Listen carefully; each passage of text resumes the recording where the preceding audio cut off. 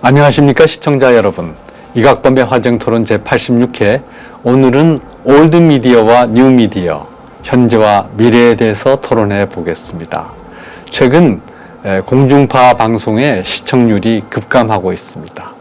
또 외국에서는 한국 언론 신뢰지수가 주요한 국가 중에서 최하위를 기록했습니다. 이렇게 우리나라의 올드미디어는 신뢰도에 있어서나 그리고 국민들에게 다가가는 접근성에 있어서 상당히 참담한 결과를 낳고 있는데요. 이에 비해서 뉴미디어는 여러 가지 다양한 형태로 시청자들의 욕구를 충만시키고 그리고 새로운 기대에 부응하고 있습니다. 무엇이 올드미디어의 그리고 뉴미디어의 명암을 갈았는지 이것에 대해서 오늘 전문가 두 분 모시고 얘기해 보겠습니다.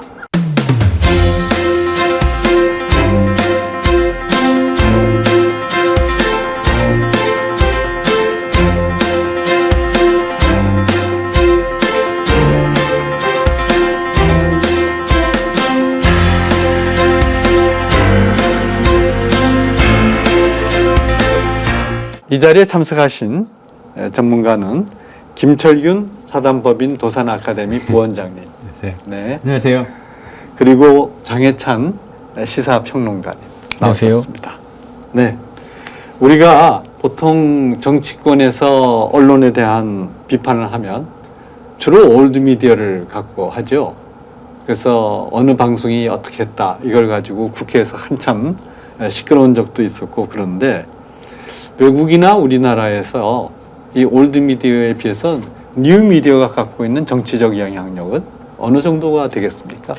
사실 외국 같은 경우를 보면 우리와는 결이 조금 다르다고 해야 되는 게 네. 외국의 대표적인 뉴미디어라고 하면 버즈피드라던가 복스 또는 쿼츠 또 538이라고 하죠.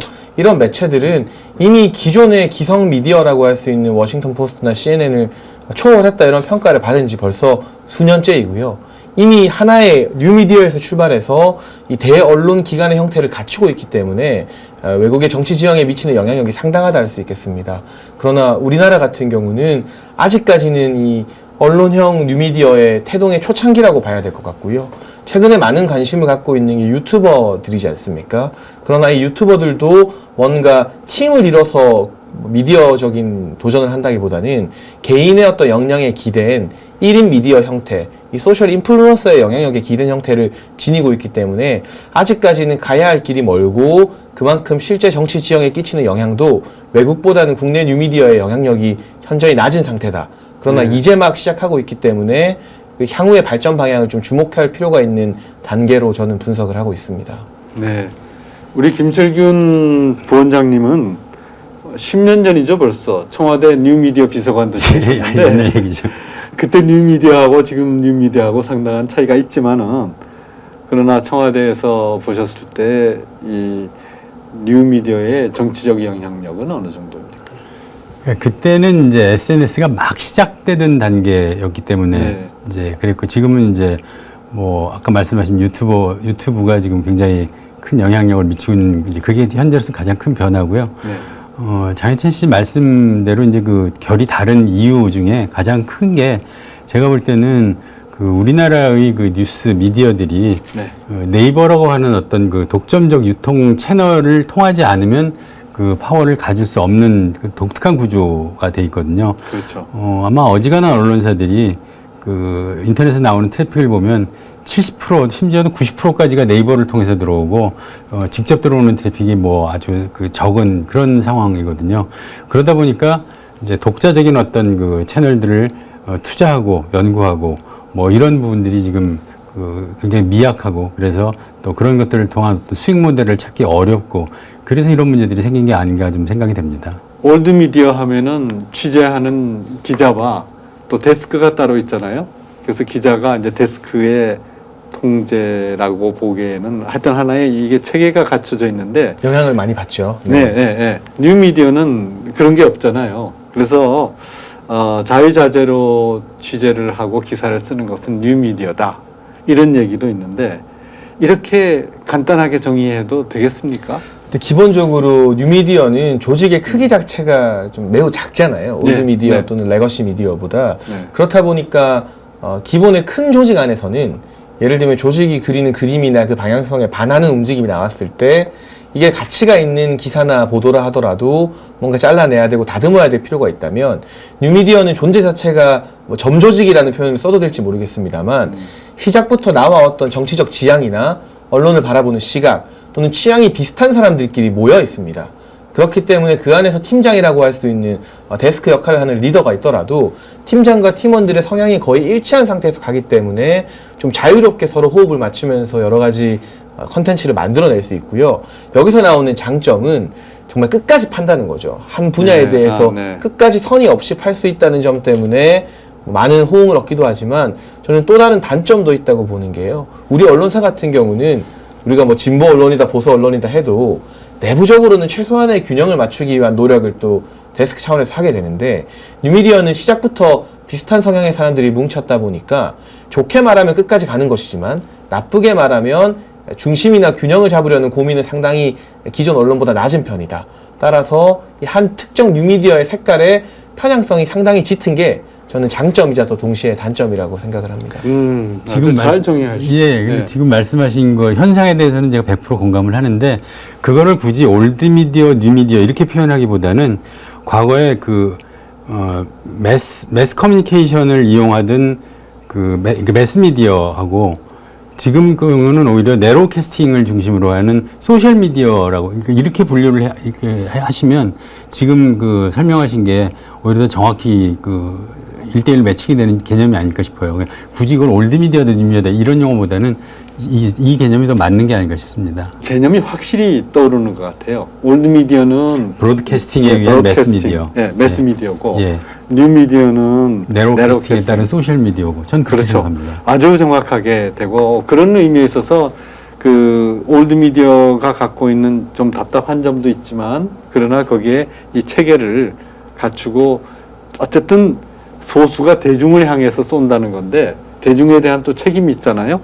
근데 뉴미디어는 대중이라기보다는 자기네들이 좋아하는 그룹을 향해서 쏘는 거니까 그만큼 자유자재하지만 또 그만큼 책임감이 덜하다. 그러니까 제가 지금 이각범 이사장님 말씀이 참 정확하다는 생각한 게 뭐냐면 우리가 이 브로드캐스팅 방송을 통해서 쏘거나 신문 지면을 통해서 컨텐츠를 내보내면 사실은 선호하는 방송사나 선호하는 언론사가 정해져 있죠. 그러나 본질적으로는 범국민을 향한 이런 매체이기 때문에 네. 균형성에 대한 노력을 할 수밖에 없고 그리고 완전 극단에 있는 사람이 봤을 때도 어느 정도 설득할 수 있는 논조를 만들기 위해서 내부적으로 노력을 합니다. 그러나 뉴미디어, 이제 SNS 같은 소셜미디어에 기반한 뉴미디어들은 잘 되는 뉴미디어들의 공통점은 커뮤니티가 활성화되어 있다는 겁니다. 그러니까 비슷한 이 색깔, 이 논조, 이 취향에 동조하는 사람들이 자기들끼리 커뮤니티를 만들어서 또 컨텐츠를 2차 생산, 3차 생산하면서 그 뉴미디어 그룹이 점점 커지는 것이거든요.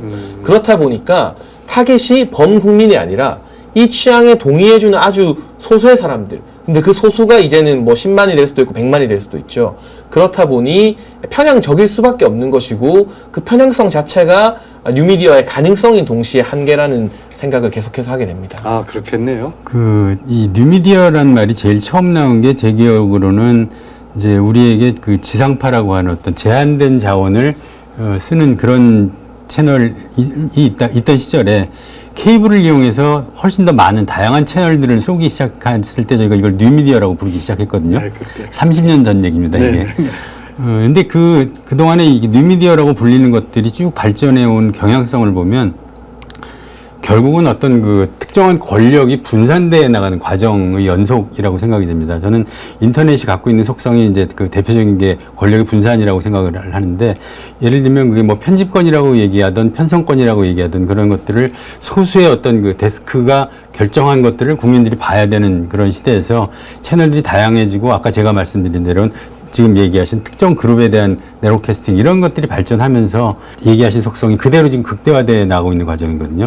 여기 이제 한 가지 빠진 특성이 뭐냐면 과거에는 국내에 우리가 이제 굉장히 큰 넓은 브로드캐스팅이라고 얘기했는데 지금은 네로캐스팅의 범위가 글로벌라이즈 되면서 훨씬 더 커진 거죠.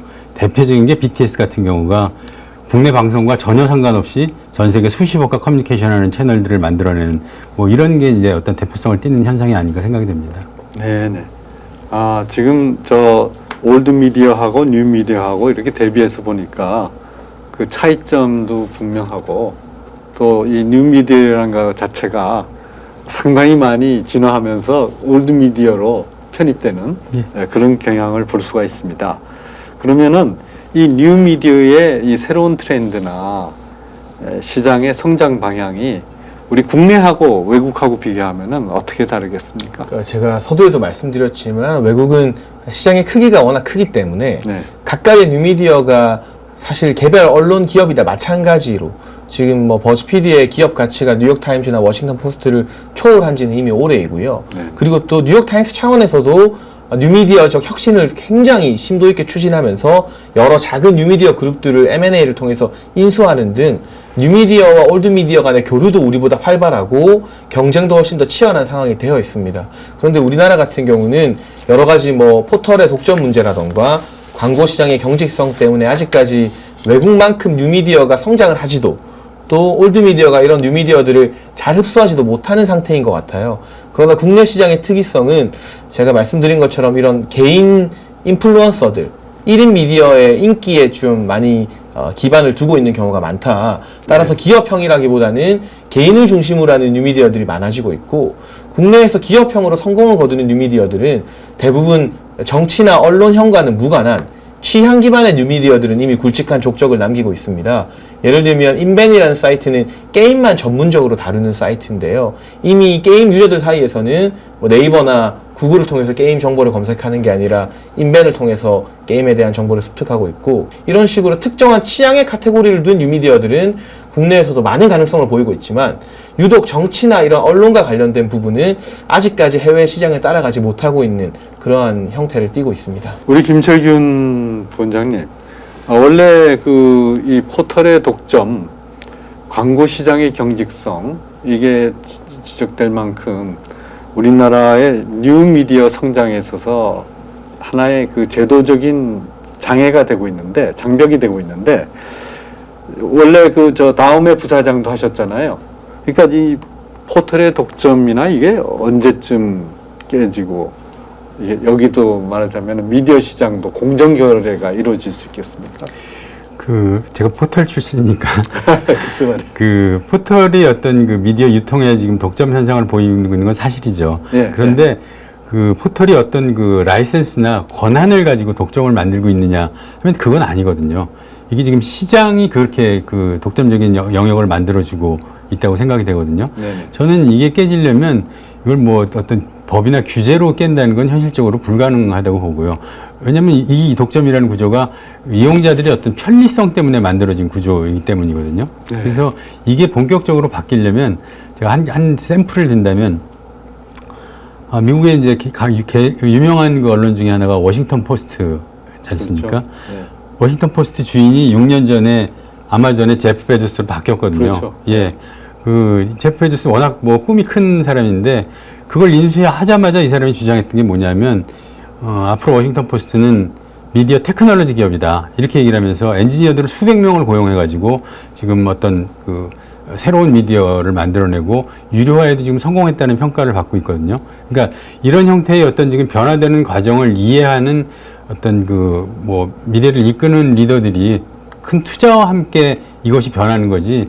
아시다시피 지금 우리나라 언론 중에 뭐 이렇게 종편 라이센스를 가지고 뭘 하겠다든지 이런 기업들은 많지만 제대로 된 투자 마인드를 갖고 있는 기업 저는 글쎄 뭐 없지는 않겠습니다만은 많지 않다고 생각이 되거든요. 근데 네네. 그런 부분들이 지금 변화의 트리거인데 현재로서는 그런 뭐 시도 이런 것들을 못 보고 있습니다. 보이지 않고 있는 것 같습니다. 네. 제가 저 말씀 조금 부연해서 공감 가는 사례가 있었는데 제가 한때 잠깐 모 수입차 브랜드의 홍보 일을 했던 적이 있습니다. 네. 그런데 굉장히 세련된 이미지의 수입 자동차 브랜드였음에도 불구하고 여러 가지 홍보 프로젝트를 하는 데 있어서 뉴미디어에 대해서는 평가를 하는 지표조차 내부에 없더라고요.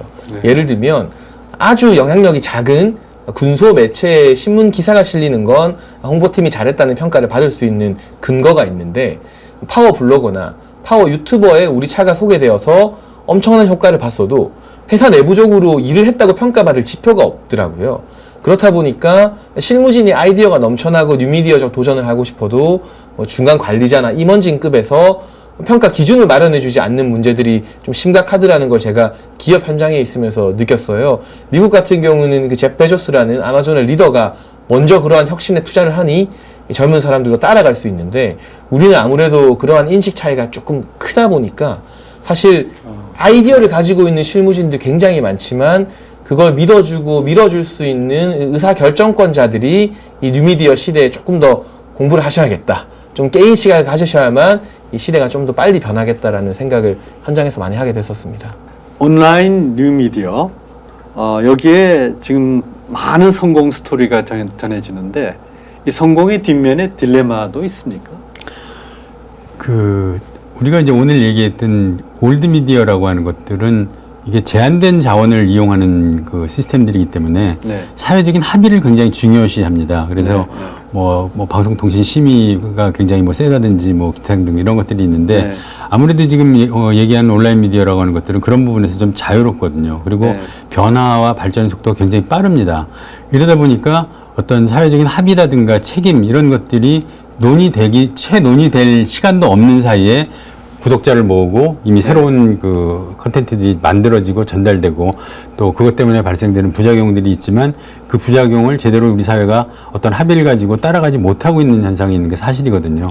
이게 그 일반적인 이제 사회 현상도 그렇지만 저는 이제 아까 말씀하신 대로 이제 그 교육학술정보원에서도 일을 했는데 네. 이 현상이 학교 안에서도 벌어지고 네. 있습니다. 네. 선생님들이 이 변화되는 미디어들을 제대로 이해 못하고 있는 상태에서 아이들이 지금 이 미디어들을 통해서 어떤 정보와 지식 이런 것들을 접하게 되는데 여기서 발생되는 갭 때문에 발생되는 문제들도 굉장히 많이 있습니다. 그래서 이런 것들은 빠르게 어떤 대응들, 요즘 아마 그것 때문에 이제 디지털 미디어 리터러시 교육을 강조하는 운동들이 굉장히 많이 있는데 이런 것들을 통해서 좀 순화돼야 될 필요가 있지 않을까 생각을 합니다. 네, 우리 김철균 원장님 뉴미디어 비서관 지내고 바로 교육학술정보원장 지내셨는데 거기서 지금 교육 현장, 젊은 사람들과 어린 사람들의 실제로 뉴미디어를 접하는 과정에서 생기는 여러 가지 딜레마, 이것에 대해서도 말씀해 주셨고요. 기본적으로 뉴미디어를 하고 있는 측에서 여기에 어떤 성공했다라고 할 때 어떤 딜레마가 있습니까? 사실 우리나라 뉴미디어들은 이 소셜 인플루언서들의 인기에 힘입어서 성공하는 경우가 대다수고요. 네. 아까 말씀드린 기업화에 성공한 여행의 미치다 같은 경우도 처음에는 그 공동대표 남자 세 분의 인기 때문에 기업화에 성공했거든요. 네. 그러다 보니까 우리가 대기업 비판할 때 오너 리스크라는 말을 참 많이 쓰는데 이 국내 뉴미디어들이 이 오너 리스크에 참 취약합니다. 인기를 끄는 원동력이 되었던 그 인플루언서들이 뭔가 정제되지 못한 발언이나 아까 말씀드렸다시피 뉴미디어는 지금 규제나 이런 규범이 없기 때문에 뭐 실수를 하게 됐을 경우, 또 개인적으로 도덕성 논란에 휘말리게 됐을 경우 그 뜨거웠던 인기가 한순간에 돌아서면서 차갑게 식는 그런 오너 리스크에 참 많이 직면해 있고요. 따라서 더더욱더 이 디지털 분야에 대한 교육이 좀 필요하지 않나 하는 생각을 하게 되고, 두 번째가 기업화에 성공하게 되면 뉴미디어들은 계속해서 혁신을 해야 되는데 결국 직원이 늘어나고 부서가 늘어나다 보면 기존의 언론과 똑같은 모습으로 이른바 고인물이 되어가는 그러한 고착화 현상에서 어떻게 지속적으로 혁신을 시도할 것인가, 그런 부분 또한 현재 뉴미디어들이 당면한 문제가 아닌가 싶습니다. 뉴미디어를 볼 때 우리가 뉴미디어의 주된 비즈니스 모델이 뭔가, 사실은 처음에 다음이 나오고 이랬을 때 그 당시에 뉴미디어인데 광고를 할 것인지 뭐를 할 것인지 비즈니스 모델 가지고 말이 많지 않았습니까? 그래서 주된 비즈니스 모델은 역시 광고로 봐야 됩니까? 어떻습니까? 아까 말씀드린 대로 지금 이제 언론이 네이버의 어떤 유통 독점 문제 네. 때문에 새로운 비즈니스 모델을 못 찾는 부분들이 있긴 있는데요. 그런 측면에서 보면 유튜브 같은 경우는 확실히 이제 어떤 또 다른 차원에서의 광고 모델이 자리를 잡아서 뭐 전 세계의 뭐 광고주들이 이제 다 함께 뛰어드는 그런 구조로 돼 있는 거고요. 요즘 이제 새로 조금씩 보이는 게 보니까 미디어 커머스라는 용어가 나오기 시작하더라고요. 그래서 미디어가 갖고 있는 어떤 파워들을 이용해서 좀 더 정확한 상품 정보들을 통해서 커머스와 유통시키려는 뭐 이런 연결시키려는 그런 시도들이 조금 보입니다. 네네. 하지만 아직까지 이제 유튜브 말고는 지금 뭐 명확한 유튜브를 통해서도 참 많은 커머스들이 일어나죠, 일어나기는. 네네. 그거 말고는 지금 명확한 건 없어 보이고요. 네네. 뉴미디어가 갖고 있는 주된 비즈니스 모델, 여기에 또 여러 가지 예외적인 경우도 있잖아요. 네, 제가 네. 일단 국내 사례로 좀 소개해드리고 싶은 게 아웃스탠딩이라는 매체가 있습니다. 네. 아웃스탠딩은 전문적으로 IT나 스타트업에 대해서만 다루는 매체인데 최근에 리드북스에 인수가 되기도 했었는데요. 네, 네. 유료 구독 모델을 실시해서 굉장히 큰 반향을 얻기도 했었습니다. 네. 사실 우리나라 정서에는 돈 내고 온라인 뉴스를 본다는 게 말이 되냐 이런 여론이 있을 텐데 그럼에도 불구하고 전문화된 콘텐츠로 승부를 해서 성공을 했고 좋은 조건에 인수가 되어서 지금 독립적인 운영권을 계속 부여받고 활동을 하고 있고요. 미국 같은 경우도 애플이 텍스처라는 서비스를 인수했는데 텍스처가 결국에는 뉴스를 유료로 큐레이션해서 전달해주는 그런 앱인데 아마 애플의 새로운 아이폰에 이 텍스처 모델이 아마 들어가게 될 것 같고 페이스북도 유료 뉴스 서비스를 준비하고 있다고 합니다. 네. 그러니까 이제는 뉴스가 너무 많은 시대이다 보니까 네. 사람들의 니즈가 내가 원하는 좋은 뉴스를 골라주는데 나는 돈을 쓸 의향이 있다는 거예요. 커피 한 잔 값을 지불하고서라도 내 취향이나 내 선호도에 맞는 양질의 뉴스를 정해서 나에게 서비스해주는 그 뉴스 크리에이션 서비스가 미국과 한국에서 공이 나름의 성공을 거두고 있는 게 또 새로운 모델이 될 것 같기도 하고요. 네, 네. 커머스 이야기를 해주셨는데 미국에 있는 하이프비스트라는 그런 이 신발을 소개하는 매체에서 시작했다가 지금은 세계 패션계를 좌우하는 그런 사이트가 있습니다. 하이프비스트는 본인들이 이제 물건을 파는 사이트가 아니라 스토리를 팝니다. 옷이나 신발에 대한 이야기를 소개해 주는데 그 이야기를 보고 접근한 독자들이 실제로 그 신발과 그 옷을 하이프비스트가 소개해 주는 사이트에 가서 다 구매를 하게 되거든요. 근데 국내에도 비슷한 모델이 무신사라고 해서요. 아마 이 화쟁토론 보는 10대, 20대 분들은 다 아실 텐데 네. 길거리 패션을 소개하는 이 1년 매출이 정말 어마어마하게 나오는 인터넷 쇼핑몰인데요. 무신사 같은 곳들 그리고 신세계 그룹에서 런칭한 하우디라는 사이트는 그 안에서 직접적으로 물건을 파는데 혈안이 된 사이트가 아니라 이 물건과 관련된 스토리를 팝니다. 네. 매거진처럼요. 네. 스토리를 보면 결국 상품을 구매하게 된다. 네. 이제는 네. 뉴미디어 시대에는 상품 하나를 팔기 위해서도 단순히 상품 뭐 최저가다, 진열하고 뭐 어떤 혜택을 주겠다가 아니라 그 상품과 연관된 컨텐츠를 만들고 스토리를 팔아야만 이제 장사가 되는 그러한 형태의 커머스 서비스들도 뉴미디어 업계에서 두각을 나타내고 있습니다. 네. 그 스토리텔링은 사실은 지금부터 한 15년 전에 우리가 스토리텔링이 앞으로 미래의 카머스의 힘이다라고 스토리텔링이 이제 주로 이 시장을 좌우할 시대가 온다라고 예측을 했었는데 이제 바로 그 실현이 돼가지고 뉴미디어와 접속해가지고 된다는 거는 굉장히 흥미로운 겁니다. 근데 뉴미디어에 도전해가지고 또 많은 좌절이 있습니다. 그렇다면 뉴미디어에 도전해가지고 살아남으려면 어떤 전략을? 그 요즘 이제 유튜브에 좀 사람들이 눈길이 많이 모이니까 그 정치권에 계신 분들이 그 유튜버로 참여하는 분들이 굉장히 많아지신 것 같아요. 근데 네. 이렇게 보면 여전히 이 새로운 미디어의 어떤 속성이라든가 이곳 독자들의 그 성향이라든가 문법이라든가 이런 것들을 이해 못하신 상태에서 하시는 분들이 굉장히 그 많다는 생각이 들어요. 그래서 맞아요. 그걸 정확히 이해하는 게 굉장히 좀 중요하고요. 어르신들이 많이 보니까 긴 방송이 먹히는 경우도 있습니다만 과연 이게 뭐 1시간이 넘도록 그렇게 방송들을 하시는 게 얼마나 유의미할지 저는 늘 좀 의문이 있었고요. 그 재미없는데 이렇게 독자 무시하시고 하시고 싶은 얘기들 이렇게 많이 하시는 분들 있으신 것 같아요. 막상 그렇게 좀 하다 보면 당연히 뭐 반응이 이제 늦게 오겠죠. 네, 뭐 네, 빨리 네, 올 수가 없을 네, 텐데 네, 네. 여기서 핵심은 또 꾸준히 해야 되는 진정성이 결국 그 핵심 요인 중에 하나일 텐데 좀 해보다 안 되면 또 이렇게 바꿔보고 아마 그런 것들도 또 성공을 못하는 어떤 그 이유가 아닐까 생각이 좀 됩니다. 네. 뉴미디어는 기술에 강하고 올드미디어는 문법에 강하다 이런 말이 있는데 이게 어떤 점에서 타당합니까? 사실 뉴미디어 같은 경우는 최근에 많이 대두가 된 것은 결국 페이스북이나 유튜브라는 새로운 플랫폼 등장하면서잖아요. 네. 그리고 어플리케이션이라는 게 생기면서 이런 다양한 앱을 개발하는 것과 동시에 미디어들이 또 성장했기 때문에 기술 친화적이다 이런 이야기를 듣는데 일견 타당한 부분도 있지만 저는 사실 올드 미디어가 훨씬 예산도 많고 가용할 수 있는 인력도 많기 때문에 마음만 네. 먹으면 이 기술 변화에는 훨씬 더 적극적으로 대응할 수 있습니다. 따라서 뭐 기술이냐 기존의 문법이냐 차이로 나누기보다는 스토리나 컨텐츠를 전달하는 방식에 있어서 아까 뉴미디어의 성공 방식에 대해서도 말씀해 주셨는데요. 기본적으로 요새 젊은이들이 취향 저격이라는 말을 많이 씁니다. 그러니까 중립성이나 균형성에 대해서 많은 부분을 포기하고 특정 취향, 이게 뭐 여행이든 게임이든 또는 정치에서도 아주 강렬한 보수성 내지는 아주 강렬한 진보성 등 그러한 중심을 포기하고 취향을 딱 저격하는 그러한 기민한 움직임에 있어서 뉴미디어가 좀 장점을 보이는 것 같다. 따라서 네. 뉴미디어는 소수의 게릴라 부대라면 네. 올드미디어는 좀 덩치가 큰 정규균이다, 이런 차이가 있는 것 같고요. 그게 기술에 대한 차이는 크지 않은 것 같습니다. 그리고 마지막 차이가 사실 올드미디어, 레거시 미디어에 있는 분들은 메시지를 쏘는 데 익숙하세요. 네. 일단 메시지를 내보내면 거기서 끝인데 네. 시청자 게시판 안 보시는 분들이 많잖아요. 방송국에 근무하시면서. 네. 네. 근데 뉴미디어의 특성은 제가 아까 커뮤니티라 말씀드렸는데 이 컨텐츠를 보는 사람들이 그 안에서 커뮤니티를 이루어서 자유롭게 댓글 토론도 하고 막 노는 분위기가 형성되어야만 그 미디어가 성장합니다. 따라서 뉴미디어는 이 시청자들과 훨씬 더 가까이 낮은 자세로 소통을 할 수밖에 없고 소통을 해야만 성공하는 그러한 본질적 차이가 있는 것 같습니다. 올드미디어의 문법이라는 표현을 쓰셨는데요. 예. 저는 이제 요새 AI에 좀 관심을 많이 갖고 이 사회 현상을 보면 앞으로 한 3년 정도 아니면 지금의 언론이 다루고 있는 기사들 중에 반 이상은 기자가 필요 없이 AI가 해결할 수 있는 상황이 이미 와 있다고 생각을 하고요. 네.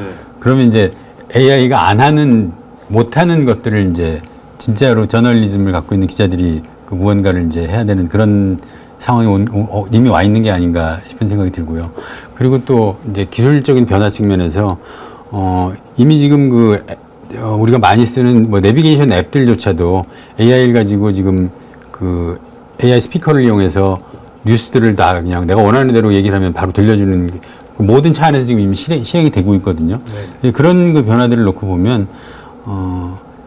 진짜 그 올드미디어에 익숙해 있는 그 제작 회사가 됐던 개인이 됐던 이분들이 이용자들이 빠르게 변하고 있는 저희 UI UX라는 용어 쓰지 않습니까? 네. 인터페이스가 바뀌고 있는 이 부분에 있어서 네. 어떤 고민을 해야 될지 심각한 상황이 아닌가 싶습니다. 네.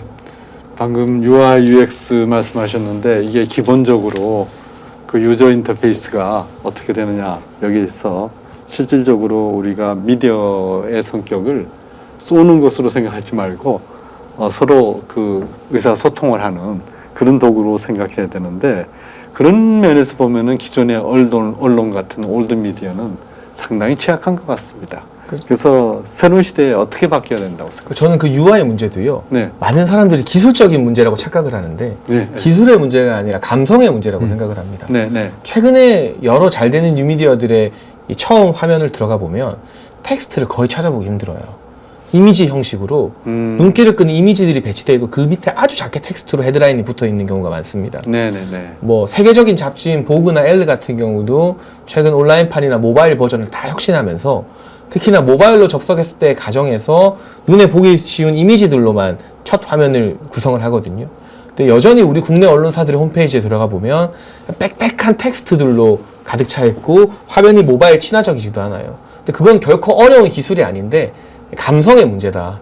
따라서 제가 아까 제 회사에 있었을 때 경험도 말씀드렸지만 의사결정권자 분들이 이 젊은 감성이나 뉴미디어 감성에 대해서 잘 모르시면 과감하게 그러한 판단을 좀 젊은 직원들이나 이 뉴미디어 태스크포스에 좀 위임하는 결단이 필요하지 않은가. 그러한 감성의 문제이지 기술의 문제는 아니라고 생각하고요. 올드미디어 차원에서도 뉴미디어 팀을 만들고 여러 가지 혁신을 시도하는데 그 팀에서 단순히 페이스북 구독자, 유튜브 구독자 늘리는데 임무가 끝나는 게 아니라 전반적으로 일방적인 송출 형식이었던 방송이나 신문 기사를 어떻게 하면 이걸 보는 사람들과 우리가 소통회장 커뮤니티 형식으로 바꿀 수 있을 것인가, 거기에 대한 근본적인 고민이 있어야만 지속적으로 올드미디어도 성장할 수 있을 거라고 봅니다.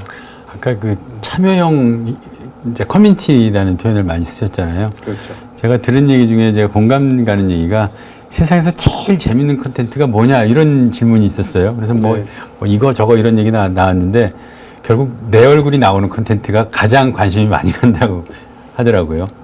그러니까 화면에 내가 나가면 얼굴 빨개지면서 열심히 보지 않습니까? 그렇죠. 예. 네. 그 얘기는 뭐냐면 아까 말씀하신 대로 이게 이제 메시지 일방적인 전달의 그 미디어보다는 독자를 끌어들일 수 있는 참여형 미디어가 아무래도 더 집중도도 높고 네. 많이 보고 그렇게 될 수밖에 없다는 거죠. 네. 방금 김철균 부원장님 말씀하신 거 정말 그 재미있는 대목인데요. 사람들이 무엇에 제일 관심이 많으냐? 결국은 자기 자신에 제일 관심이 많습니다. 그리고 어린아이들 옛날에 그 동요에도 텔레비전에 내가 나왔을 때. 네, 정말 좋겠네. 그 얘기가 말하자면 어린아이의 중심으로도 자기가 나오는 게 제일 재밌고 좋거든요. TV 시대에 라디오는 곧 사라질 거라고 했었습니다. 그러나 라디오는 아직도 어떤 면에서는 독자적인 상당히 굳건한 위치를 갖고 있고요. 마찬가지로 이제 종이신문도 뭐 TV 나오고 뭐 이렇게 되니까 종이신문 안 볼 거라고 그랬거든요.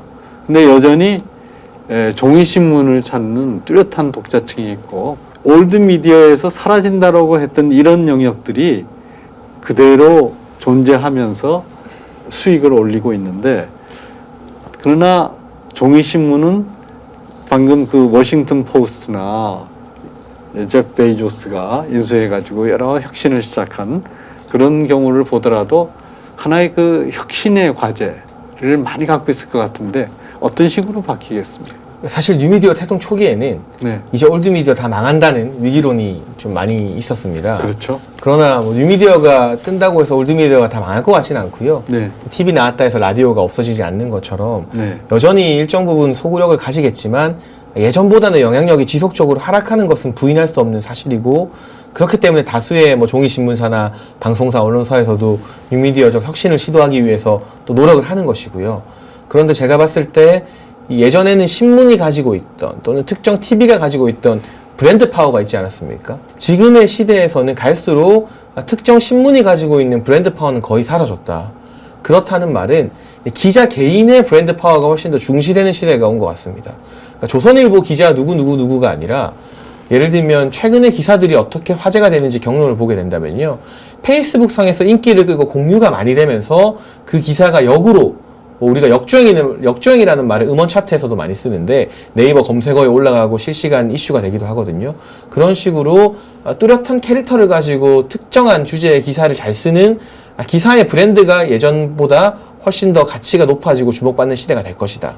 따라서 어떤 면에서는 이제 언론의 브랜드에 기대지 않는 무한 경쟁 시대가 열리는 것이고 또 긍정적인 측면으로는 뭐 이런 표현 써도 될지 모르겠습니다만 마이너하다고 평가받는 매체에 있더라도 내 캐릭터가 확실하다면 기자 개인의 어떤 필력으로 승부를 볼 수 있는 그런 시대로 변하는 것 같습니다.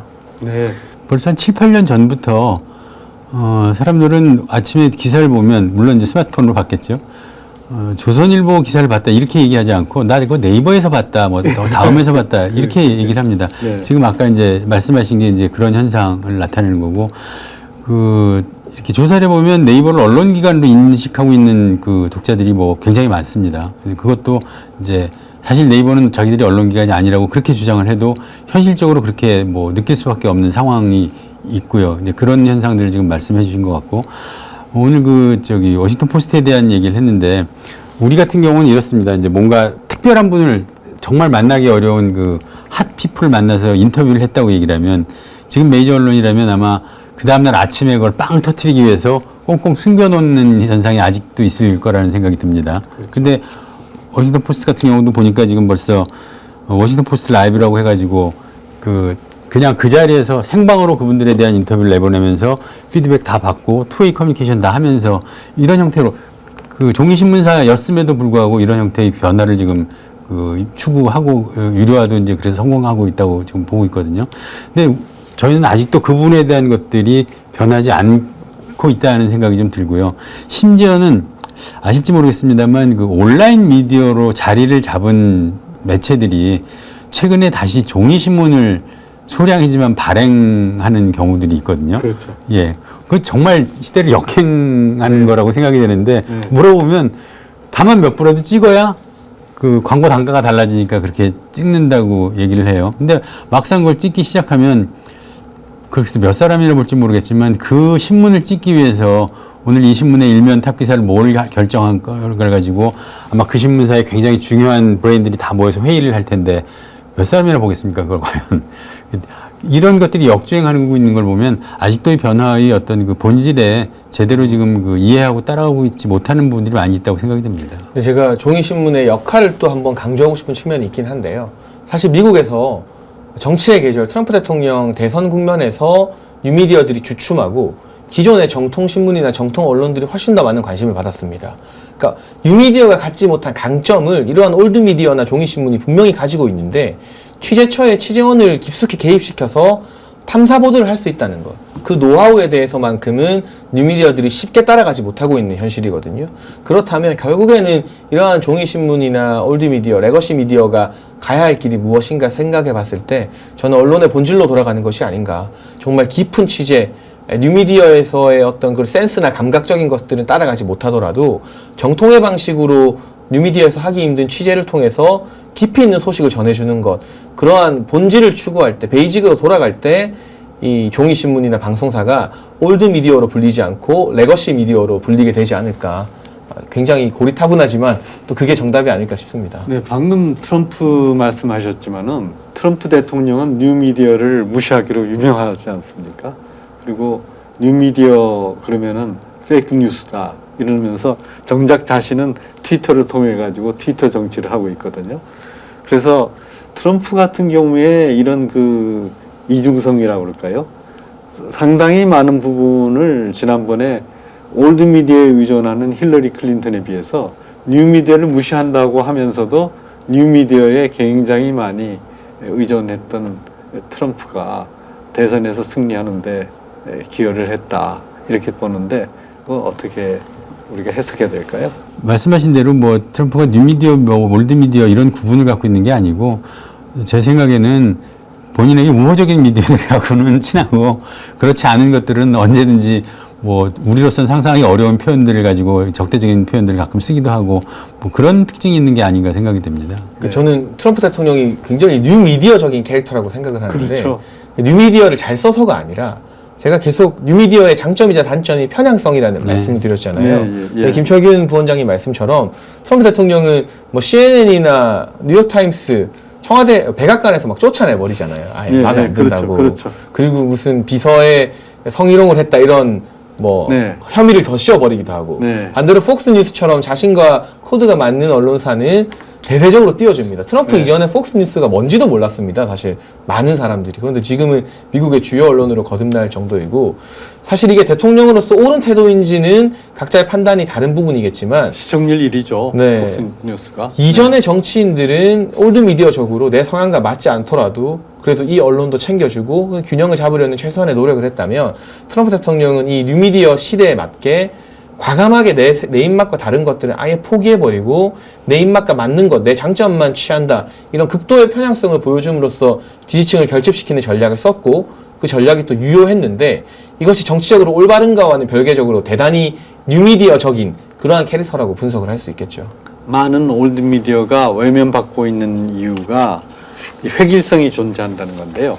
이 획일성이라는 것은 뭐냐면 다른 한편으로는 이 편향성과도 관계 있습니다. 지금 우리나라 언론의 신뢰 지수가 세계에서 주요 나라 중에서 최하위다 이런 것도 있지 않습니까? 그게 어떻습니까? 언론 노조가 지지하는 정부가 들었으니까 언론 노조가 완전히 정부가 찍어 누르는 위로부터의 힘과 언론 노조가 밑으로부터 올라오는 힘, 이 둘이 교합해가지고 하나의 그 편향성과 획일성을 갖게 된 겁니까? 그 세계에서 우리나라 언론 신뢰 지수가 거의 최하위로 나온다는 것은 어떤 근거를 가지고 한 건가요?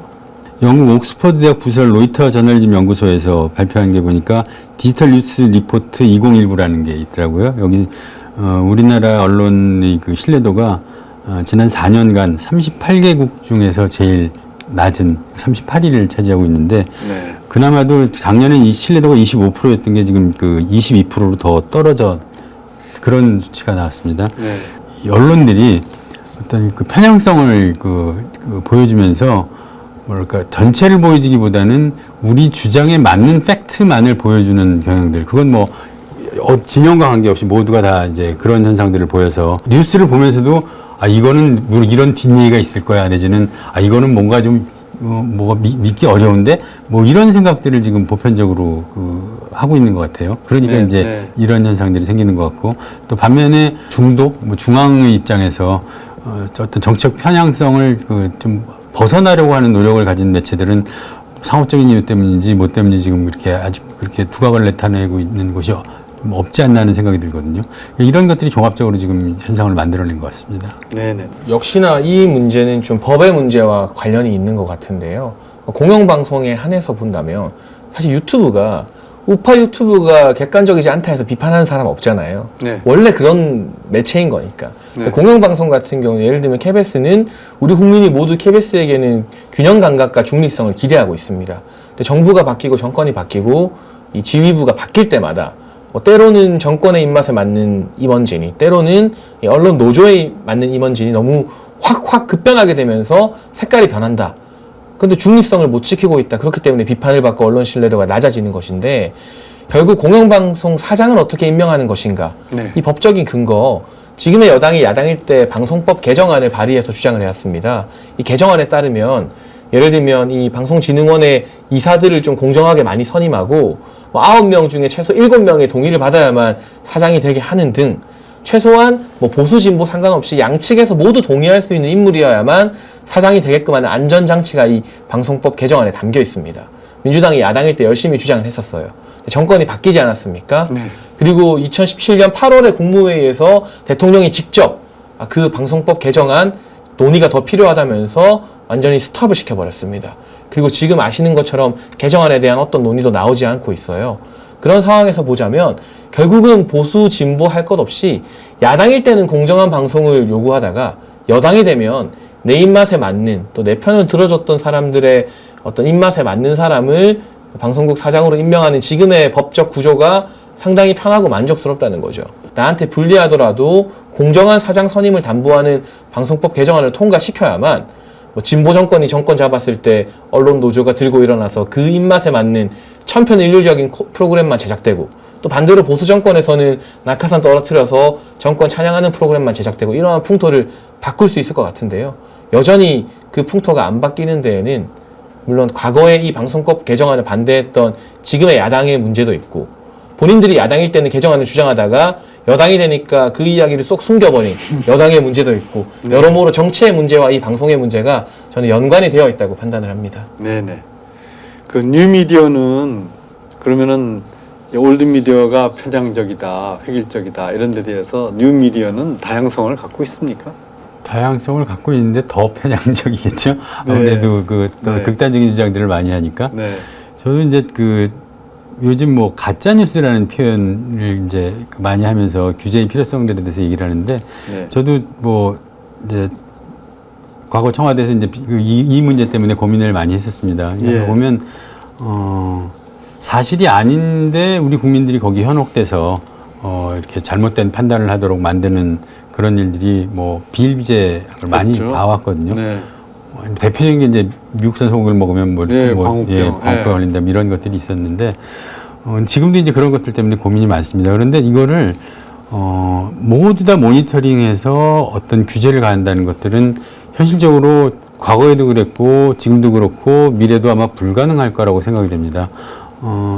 어제 그제 보니까 방송통신위원장이 갑자기 이제 사의를 표명하신 게 네.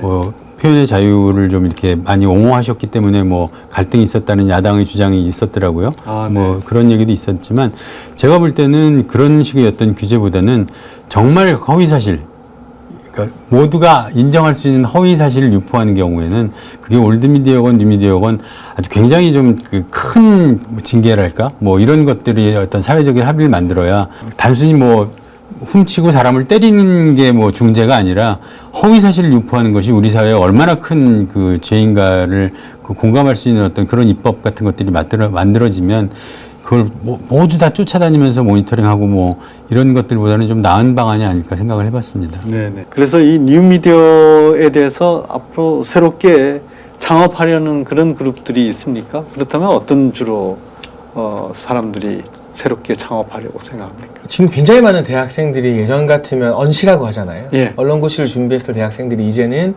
친구들끼리 모여서 페이스북 페이지를 만들고 또 유튜브 채널을 한번 만들어 보자 이런 시도가 뭐 2010년대 초반부터 계속 이어져 왔고요. 저도 2015년도에 그러한 뉴미디어 페이지를 통해서 활동을 하게 되면서 지금 다양한 어떤 정치인들과의 교류나 방송 생활을 할 수 있게 되었는데 여전히 그 움직임은 더더욱 커지고 있습니다. 저는 네. 이런 젊은 친구들이 뉴미디어 현장에 들어가서 도전을 하고 설령 그러한 시도가 상업적으로 실패를 한다 하더라도요, 그 인력이 회사로 들어가거나 언론사로 들어갔을 때 기존 회사의 어떤 고리타분한 홍보 방식, 기존 언론의 답답한 부분을 혁신하는 데 많은 도움이 될 것으로 보고 있고, 네. 정부에서도 어느 정부나 상관없이 창업을 많이 강조하잖아요. 네네. 그런데 가장 돈이 적게 드는 창업이 바로 미디어 창업입니다. 네. 요즘은 핸드폰 카메라만 있어도 유튜브를 찍을 수 있는 시대이고, 그리고 이미지 프로그램을 만들 수 있는 노트북 한 대만 있으면 페이스북 페이지를 만들어서 카드 뉴스를 쏠 수 있는 시대이기 때문에 소비형으로 창업할 수 있는 이런 뉴미디어 창업에 앞으로 더 많은 청년들이 몰리게 될 것 같고요. 거기서 얻어낸 아이디어나 에너지가 미디어 산업만 변화시키는데 국한되는 게 아니라 정치도 변화시키고 기존의 여러 가지 유통이나 커머스도 변화시키고 다양한 산업군을 변화시키는데 이런 뉴미디어적 도전이 저는 좋은 재료로 쓰일 것으로 보고 있기 때문에 우리가 뉴미디어가 성공 안 했다고 해서 뉴미디어 시대가 실패한 게 아니라 그 뉴미디어 시대에 쌓이는 수많은 도전과 노하우들이 이 세상 전체를 혁신시키는데 기여를 하지 않을까 긍정적으로 좀 바라보고 싶습니다. 네네. 제가 알기로 국내에서 유튜브를 가지고 가장 돈을 많이 버는 그 유튜버들은 대부분 아마 영유아 관련된 그 영상들이고 그 제품을 이용하는 걸 겁니다. 네. 그러니까 뭐 4살, 5살, 6살 그 이 친구들과 이 친구들이 어떤 그 부모를 타겟으로 하는 사이트들이 거의 랭킹 아마 1, 2, 3위 뭐 다 기존에 우리가 매스미디어들에서는 거의 그 관심을 갖기 어려운 어떤 작은 영역이라고 생각될지 모르겠지만 실제로 그런 것들이 이 제가 말씀드린 네로캐팅에서는 더 많은 집중력과 그리고 또 그렇게 시작하면 고객이 국내에 머물지 않더라고요. 대부분 다 이 글로벌하게 어떤 그 팔로워들이 따라오고 그렇기 때문에 그래서 지금 아까 대학생 창업 얘기하셨는데 틀림없이 그 사람들이 잘하는 것들을 소구하는 층들은 어딘가에 존재하고 그것들과 잘 커뮤니케이션해 나가면 그게 크든 작든 어떤 방향성들을 찾고 성공할 수 있을 거라고 생각을 합니다. 네네. 자, 이제 뉴미디어 시대가 열리고 있는데요. 앞으로 이 뉴미디어 시대가 몰고 올 전체적인 변화를 생각하면 어떻게 되겠습니까? 저는 언젠가는 우리 국민 누구나 다 1인 미디어를 하는 시대가 오지 않을까라는 생각을 하는데, 사람은 누구나 앞서도 말씀드렸지만 TV에 나오고 싶은 욕구도 있고 나를 기록하고 싶고 내가 기억되었으면 하는 욕구가 있잖아요. 네. 그러니까 우리가 너무 비즈니스의 관점, 시장의 관점에서 지금까지 뉴미디어를 많이 분석해 왔지만 영유아부터 시작해서 이제 실버 세대가 오지 않습니까? 고령층이 굉장히 많이 늘어났는데 고령층인 분들, 젊은 사람들도 내가 메인 직업이 있는 사람들도 취미로 내가 좋아하는 취향이나 또는 내가 관심을 가졌던, 어릴 때 내가 너무 미술을 좋아했는데 먹고 살기 위해서 회사에 들어갔지만 뭐 유럽에 내가 미술 여행을 가서 그 영상들을 남겨서 유튜브에 올린다던가 이런 식으로 우리가 제2의 인생, 제3의 인생을 유튜브나 이런 1인 미디어를 통해서 시도하는 시대가 올 것이다. 그 중에 누군가는 또 대박이 나겠죠. 너무 시장성의 관점에서 뉴미디어를 바라볼 게 아니라 뉴미디어 시대가 되면서 우리 모두가 방송국이나 이런 기성 매체를 통하지 않고도 나의 이야기를 하고 사람들과 소통할 수 있는 그런 새로운 장이 열렸다, 이렇게 평가를 하고 그런 식으로 변화를 좀 지켜보고 싶습니다. 제가 사회생활 30년 정도를 PC통신하고 인터넷 쪽에서 일을 하면서 느낀 게 뭐가 있냐면 인간이 갖고 있는 소통 욕구라고 하는 것은 거의 뭐 식욕이나 뭐 기타 다른 어떤 그 본질적인 욕구와 거의 마찬가지로 중요한 욕구라고 생각을 합니다. 그래서 우리가 잘못하면 뭐 밥을 굶기는 게 아니라 그 감옥에 넣어서 소통을 차단하는 게 우리 사회에 지금 처벌이라고, 합의된 처벌이라고 지금 돼 있지 않습니까? 거기 가서 뭐 밥을 굶기거나 그런 건 아니니까. 그만큼 저는 소통이 인간에게 기본적인 욕구라고 생각을 하고요. 미디어라고 하는 것이 이 소통을 어떻게 좀 더 쉽고 편하게 그 만들어줄 것인가에 대한 기술 발전이 그동안 계속돼 왔었던 거고, 그게 지금 현재 내 목소리, 내 생각을 그대로 남에게, 그리고 사이버 커뮤니티를 통해서 굉장히 그 다수에게 전달할 수 있는 환경까지 지금 와 있다고 생각을 하거든요. 그게 지금 내 주머니 안에 있는 스마트폰으로 지금 와 있지 않습니까? 몇 년 안에 이것은 아마 틀림없이 이제 그 뇌파와 연결되는 것까지 이제 그 기술 발전이 이루어질 거라고 생각을 합니다. 네. 그러니까 또 다른 어떤 그 미디어들을, 발전된 미디어들을 가지고 내 생각을 그대로 옆 사람, 주변 사람, 전체 집단 이렇게 쉽게 커뮤니케이션하는 기술들이 그 나올 거라고 보는데, 이건 뭐 규제로 막을 수 있는 게 아니거든요. 왜냐하면 인간의 기본적인 욕구에 해당하는 문제이기 때문에 그런 걸 이렇게 좀 그 생각을 하면서 보면 이게 어떻게 변할지, 그 안에 또 어떤 일들이 벌어질지 상상할 수 있을 거라는 생각이 듭니다. 네, 벌써 유튜브를 보면은 이 유튜브를 사용하는 사람이 주로 뭐를 좋아한다, 어떤 사람을 좋아하고 어떤 층의 이 스토리를 좋아한다는 게 다 나와가지고 뭐 하나 이렇게 클릭하면 연관되는 것들이 쭉 다 나오지 않습니까? 이렇게 해서 사람들이 이제 앞으로는 이제 뇌파에 의해 가지고 그 당시에 이 테이스트가 어떻게 변화하느냐 하는 것을 파악해서 그것이 굉장히 많이 실질적으로 미디어 공급으로 이루어질 것 같습니다. 그래서 이런 측면에서 이 미디어도 정말 그 유저 인터페이스를 새롭게 하면서 변화하게 되겠죠. 이 올드 미디어와 뉴 미디어, 이 현재와 미래를 간단히 정리 요약하면 어떻게 되겠습니까? 저는 뭐 뉴미디어 시대라 해서 올드미디어가 없어지지도 않고요. 그렇다고 생각을 하지만 이 뉴미디어 시대에 시도되는 여러 가지 혁신이나 도전들이 단순히 미디어 영역에 국한되지 않는다는 말씀을 꼭 드리고 싶고, 뉴미디어에서 시도되는 도전을 우리가 모르고 뉴미디어의 트렌드에 눈을 감게 되면 결국은 세상이 어떻게 변하는지 우리가 모르는 채로 뒤처질 수밖에 없다. 따라서 내가 유튜브에 관심이 없고 유튜브를 안 하더라도 세상 곳곳에서 시도되고 있는 다양한 유튜브를 포함한 뉴미디어 트렌드에 귀를 기울이는 게 결국에는 세상 어떻게 돌아가는지 아는 길이다. 따라서 뉴미디어에 대한 공부는 저는 이제 필수 교양이 되었다고 그렇게 정리를 하고 싶습니다. 네, 네. 우리 김철균 부원장님. 예, 뭐 비슷한 생각인데요. 곧 아마 나란말씀이라는 영화가 개봉되는 걸로 알고 있습니다. 그게 이제 세종대왕께서 한글을 만드실 때 어떤 얘기들을 이제 그 모티브로 만드는 영화인데, 과거에도 이제 그런 드라마들이 있었습니다만, 우리가 문자의 발견, 그러니까 플라톤 시절부터 해가지고 문자의 발견, 우리 같은 경우는 이제 문자를 만드는 창제, 이런 것들이, 오히려 사회를 혼란스럽게 만들고 더 불편해질 것이다라는 주장을 하는 분들이 있었거든요. 그것은 지금도 아마 새로운 미디어가 계속 쏟아져 나오는 것들이 뭔가 이건 좀 불편하고 비인간적이고 뭔가 인간적인 커뮤니케이션은 이런 식이 아니라 다른데 어디 있다, 뭐 이런 그 생각들을 하시는 분들이 계세요. 하지만 네네. 제가 아까 말씀드린 대로 이게 긴 트렌드를 놓고 보면 이게 기본적인 어떤 인간의 욕구에 대한 문제이기 때문에 이것을, 이 변화를 어떻게 빨리 이해하고 슬기롭게 해결해 나가느냐가 중요한 거지, 이것을 회피하고 뭐 이게 비인간적이라고 평가하고 그렇게 해서는 아무 발전도 없고 그냥 뒤처질 뿐이라는 생각을 갖고 있습니다. 이각범의 화쟁토론 제86회 올드미디어와 뉴미디어, 그 현재와 미래에 대해서 지금까지 김철균 사단법인 도산 아카데미 부원장님, 예. 그리고 장예찬 시사평론가님 나오셔서 좋은 고견을 들려주셨습니다. 올드미디어의 하나인 우리 불교방송 BBS는 화쟁 토론을 개설해서 많은 분들이 여기에 좋은 호응을 보이셨고, 지난달에는 가장 많은 조회수를 기록하는 등 화쟁 토론에 대해서 많은 성원이 있었습니다. 이 불교 방송의 프로그램을 진행하는 어느 스님과 또 우리 길에서 만나는 시청자께서는 BBS에 화쟁 토론이 있어서 불자로서 참 자랑스럽다, 이런 말씀까지 저에게 해주셨습니다.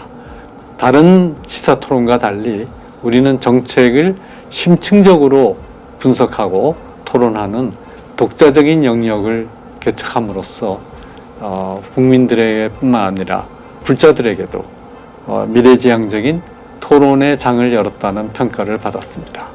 오늘 이 화쟁 토론으로, 화쟁 토론은 86회가 마지막 방영되는 부분입니다. 그동안 많은 성원을 보내주시고 시청해 주신 여러분께 감사드립니다.